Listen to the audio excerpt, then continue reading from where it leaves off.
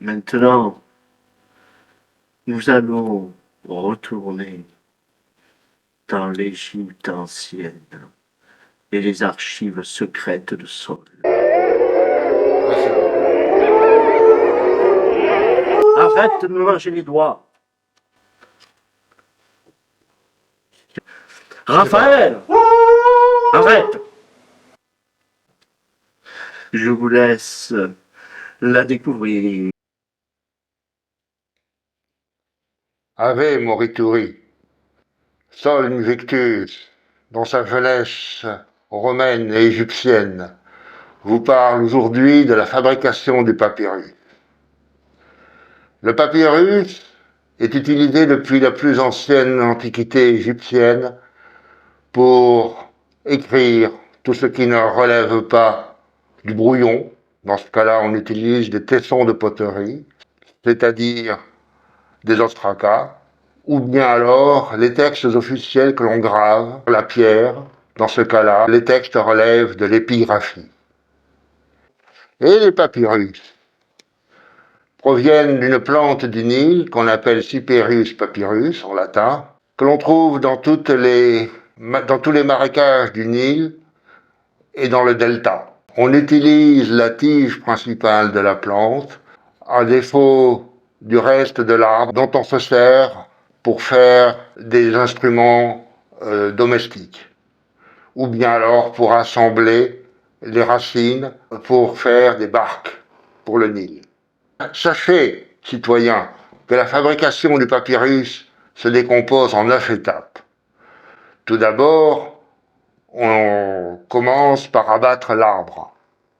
Ensuite, dans une deuxième phase, on détache l'écorce verte. On épluche le papyrus depuis les couches extérieures jusqu'aux plus intérieures de la plante. On mouille avec l'eau du Nil. L'eau du Nil a pour fonction de créer une colle par la suite.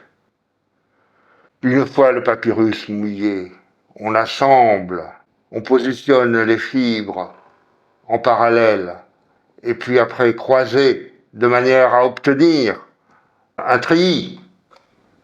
Une fois que le treillis est obtenu, on le fait sécher au soleil. À la fin du séchage, on assemble les feuilles de papyrus les unes à côté des autres. Le papyrus est de format variable. L'empereur Claude, gloire à sa mémoire, a formaté les feuilles de papyrus dans des formats très précis, entre 32 et 40 cm. Les papyrus sont de plusieurs qualités. La plus éminente qualité, c'est l'auguste. Après vient la Livie. Après vient le papyrus de Flanius. Ultérieurement vient l'amphithéatrique, le papyrus aéonitique. Et enfin, finalement, l'emporitique qui sert surtout pour l'emballage. Les papyrus sont d'une résistance exceptionnelle au temps. Dans les conditions normales de consultation, ils peuvent durer 300 ans sans être spécialement dégradés. Mais dans des conditions exceptionnelles de sauvegarde, ils peuvent durer jusqu'à plus de 4000 ans, comme l'attestent les papyrus que nous avons de l'Égypte ancienne, du Moyen Empire et de l'Ancien Empire. On dénote en 2013 de l'ère chrétienne 17 273 papyrus. Ils sont les plus anciens, datent de plus de 2000 ans avant l'ère chrétienne, et les plus récents datent de 714 pour l'administration déjà arabe de l'Égypte conquise. Enfin, l'étude des papyrus égyptiens relève de l'égyptologie et l'étude des papyrus écrits en grec ou en latin relève de la papyrologie. Prochaine fois, je vous parlerai du contenu des papyrus, les textes que l'on y écrit. Ils sont si variables depuis le droit jusqu'à la vie quotidienne qu'ils sont un objet fantastique de mémoire pour l'ensemble de l'humanité.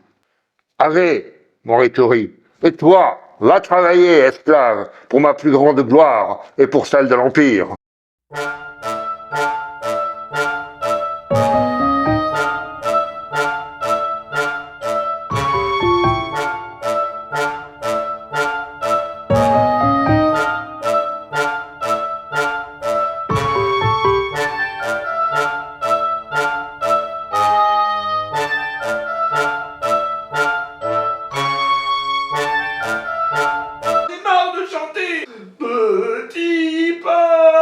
Avec ça, ils vont me laisser tranquille et je vais pouvoir partir. Ils vont en avoir marre que je chante trop mal.